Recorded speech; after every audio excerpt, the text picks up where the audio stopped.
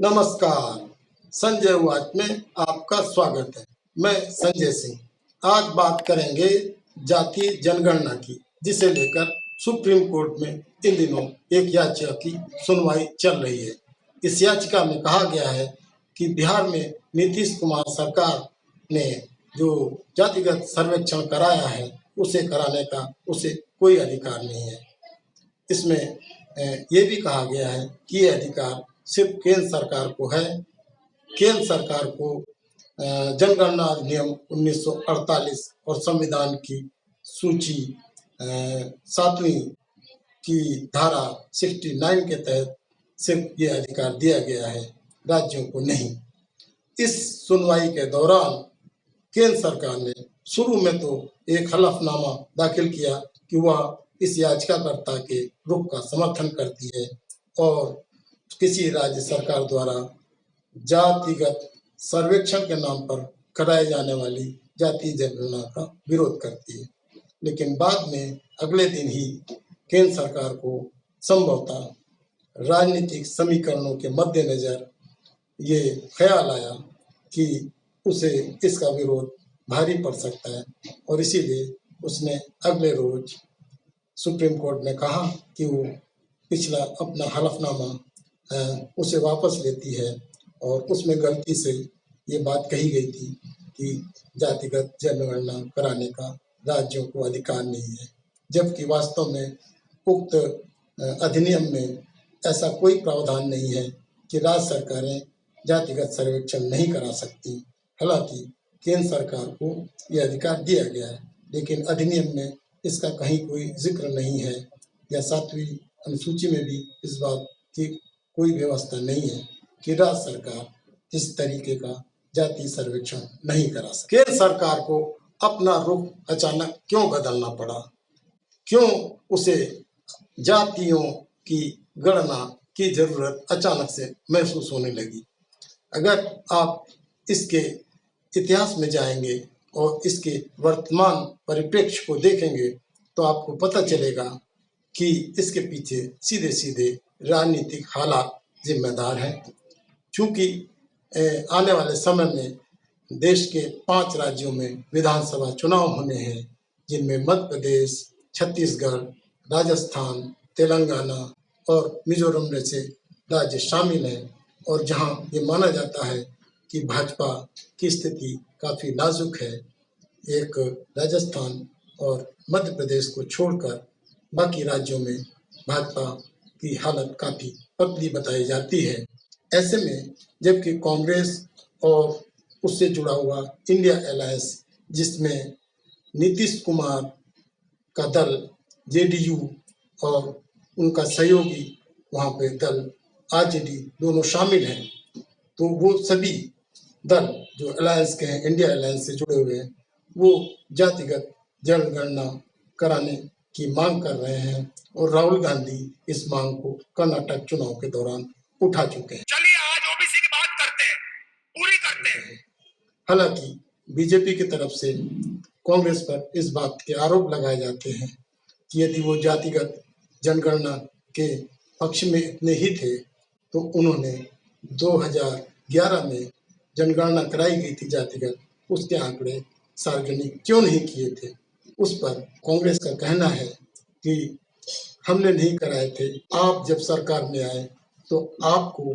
वो आंकड़े सार्वजनिक करने चाहिए थे, आपने क्यों नहीं कराए? तो जातिगत जनगणना को लेकर अभी तक चाहे वो कांग्रेस हो या कि बीजेपी, सभी सरकारों का केंद्र में ये रुख रहा है कि वो जातिगत जनगणना कराने से हिचकती रही है। हालांकि पीछे से वो इसका समर्थन भी करती रही है, लेकिन कभी सामने आकर जातिगत जनगणना कराने या कराने के बाद उन आंकड़ों को सार्वजनिक करने की उनमें कभी हिम्मत नहीं हुई। जातिगत जनगणना को लेकर सभी दलों का रवैया अभी तक कुछ इसी तरीके का रहा है। यहाँ तक कि आरजेडी का भी, जो कि किसी समय मनमोहन सरकार का हिस्सा थी, और आज जबकि लालू प्रसाद यादव जातिगत जनगणना का जोर शोर से समर्थन कर रहे हैं, लेकिन उस वक्त जब वो केंद्र में मनमोहन सरकार की सरकार में शामिल थे, तब जातिगत आंकड़े जनगणना के सार्वजनिक नहीं किए गए थे, तो उन्होंने उस वक्त उसका केंद्र में रहते हुए विरोध नहीं किया था और उसका हिस्सा बने रहे थे। ये देखने की बात है कि आखिरकार जो विभिन्न राजनीतिक दल हैं वो जातिगत जनगणना को लेकर आखिर क्यों अचानक इसको मुद्दा बना रहे हैं। इसके पीछे सीधे सीधे राजनीतिक गणित है और न सिर्फ विधानसभा चुनाव बल्कि अगले साल होने वाले लोकसभा चुनाव में भी यह एक बड़ा मुद्दा बन सकता है, क्योंकि आपको मालूम ही है कि हमारी जनसंख्या में सबसे बड़ा जो प्रतिशत है वो पिछड़ी जातियों का है, जिनकी जनसंख्या जो 1931 में जो जनगणना कराई गई थी और उसके बाद जब 1980 में मंडल आयोग का गठन किया गया था पिछड़ों की स्थिति और उनकी जनसंख्या का आकलन करने और उनके आरक्षण के मुद्दे पर, तो उसमें भी इसी जनसंख्या के आधार पर पिछड़ों को 27% नौकरियों में और शिक्षण संस्थानों में आरक्षण देने के लिए 27% आरक्षण का प्रावधान और उसकी सिफारिश की गई थी, जिसे बाद में वीपी सिंह की सरकार ने लागू किया और जिसे लेकर पूरे देश में काफी उपद्रव हुआ था। तब से सभी दल पिछड़ों के आरक्षण को लेकर काफी हिचकिचाहट भरा रुख दिखाते रहे हैं और 27% आरक्षण से आगे बढ़ने की हिम्मत किसी में अभी तक नहीं दिखाई दी है। हालांकि ये माना जाता है कि 1980 के बाद देश में जनसंख्या के स्थिति में काफी परिवर्तन हुआ है और अब हो सकता है पिछड़ों की संख्या ज्यादा हो और पिछड़े संगठन इस बात का दावा भी करते हैं कि उनकी जनसंख्या लगभग 55 से 60% तक हो सकती है और यदि केंद्र सरकार जातिगत जनगणना नहीं कराएगी तो पिछड़ों को उनका सही हक नहीं मिलेगा। जातिगत जनगणना का मुद्दा तब से ज्यादा गरमाया है जब से अगड़ी जातियों को, उनमें गरीबों को 10% आरक्षण देने की व्यवस्था की गई है और वो व्यवस्था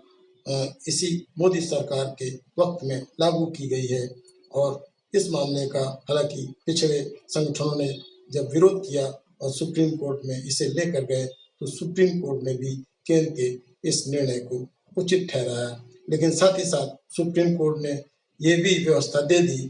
कि अभी तक जो कुल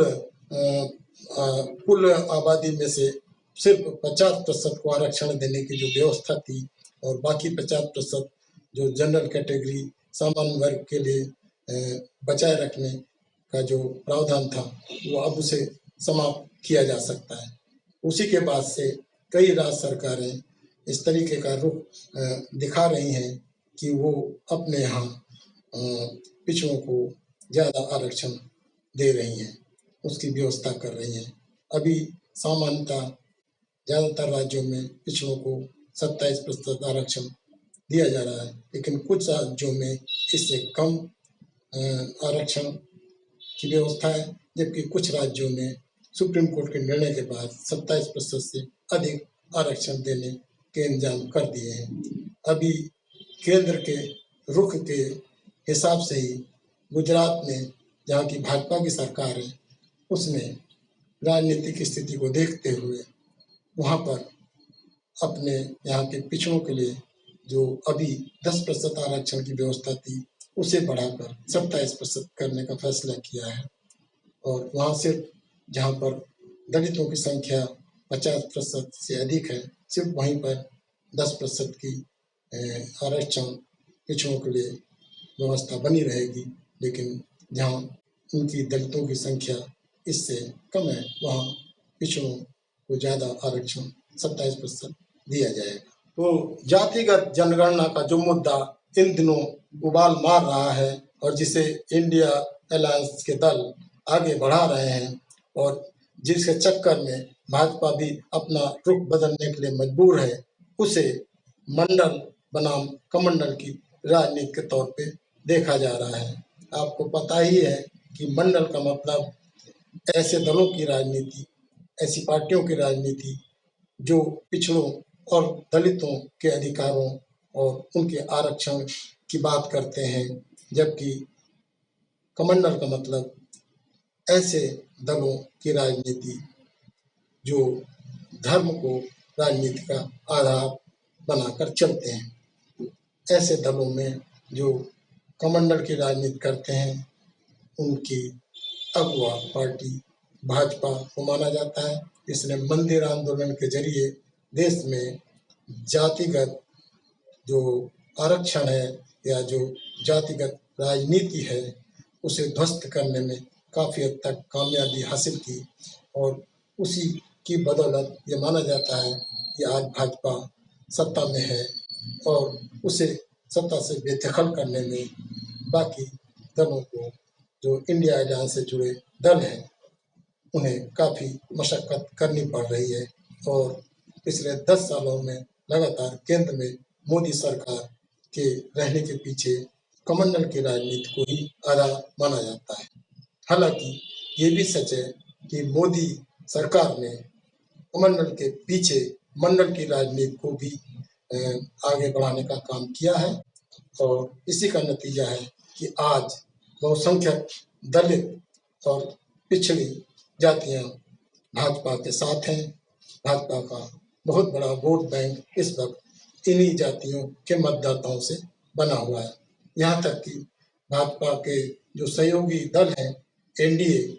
में जो शामिल दल हैं, उनमें और भाजपा जिस तरीके से समय समय पर उत्तर प्रदेश हो या कि चाहे वो मध्य प्रदेश हो या छत्तीसगढ़ या पूर्वोत्तर के राज्य, वहाँ जिस तरीके से दलितों, आदिवासियों, पिछड़ों को टिकट देती है, उनके नेताओं को ज़्यादा से ज़्यादा राजनीति में आगे बढ़ाने का काम करती है, उसकी वजह से इस वर्ग के मतदाताओं ने उसे अंगीकार किया है और उन दलों को नकारा है जो जाति राजनीति करते थे या जाति समरसता, सामाजिक समरसता, सामाजिक न्याय की बातें तो करते थे, लेकिन वास्तव में परिवारवाद की राजनीति को ही आगे बढ़ाते थे और सत्ता में जाने के बाद अपने वर्ग के लिए कुछ नहीं करते थे। जब से समाज की अगड़ी जातियों को 10% उनमें से गरीबों को आरक्षण की व्यवस्था की गई है और 50% की सीमा को समाप्त किया गया है, उसके बाद से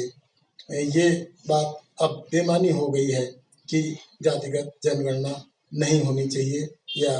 अन्य जो पिछड़े और दलित जातियां हैं उनको आरक्षण नहीं मिलना चाहिए। तो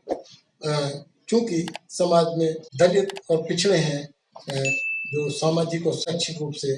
काफ़ी अगड़ी जातियों के हिसाब से आगे बढ़ने के मौके नहीं मिले हैं, जिसकी संविधान में बाबा साहब अम्बेडकर ने और उस वक्त के संविधान निर्माताओं ने चर्चा के दौरान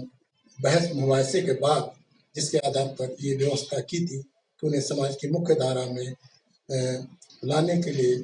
उनके शैक्षिक और सामाजिक स्तर को अगड़ों के बराबर करने के लिए उन्हें आरक्षण दिए जाने की आवश्यकता है और उसी आधार पर उन्हें नौकरियों में और शैक्षणिक संस्थानों में आरक्षण का प्रावधान किया गया था। इंडिया अलायंस के दल हैं जो पिछड़ों और दलितों की राजनीति को जातिगत जनगणना से